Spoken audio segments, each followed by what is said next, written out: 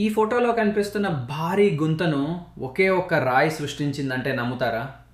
దాదాపు 50,000 సంవత్సరాల క్రితం ఒక భారీ ఉల్క అంతరిక్షం నుంచి భూమి వైపు దూసుకొచ్చింది.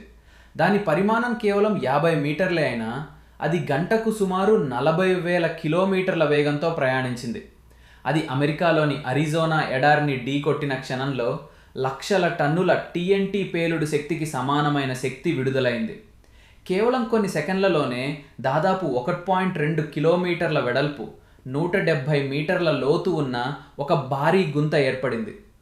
ఆశ్చర్యకరమైన విషయం ఏమిటంటే ఆ పేలుడు శక్తి వల్ల చుట్టుపక్కల ప్రాంతాల్లో ఉష్ణోగ్రతలు ఒక్కసారిగా 1000 డిగ్రీలకు చేరుకున్నాయని శాస్త్రవేత్తలు అంచనా వేస్తున్నారు. ఇప్పటికీ ఆ గుంత అక్కడే ఉంది. ఒక్కసారి ఆలోచించండి, డైనోసార్లను అంతం చేసిన ఉల్క ఇంకా పెద్దది. అలాంటి ఉల్క ఈరోజు భూమిని ఢీకొడితే ఏమవుతుందో ఊహించండి. ఇలాంటి ఆశ్చర్యకరమైన ఫ్యాక్ట్స్ కోసం సబ్స్క్రైబ్ చేయండి.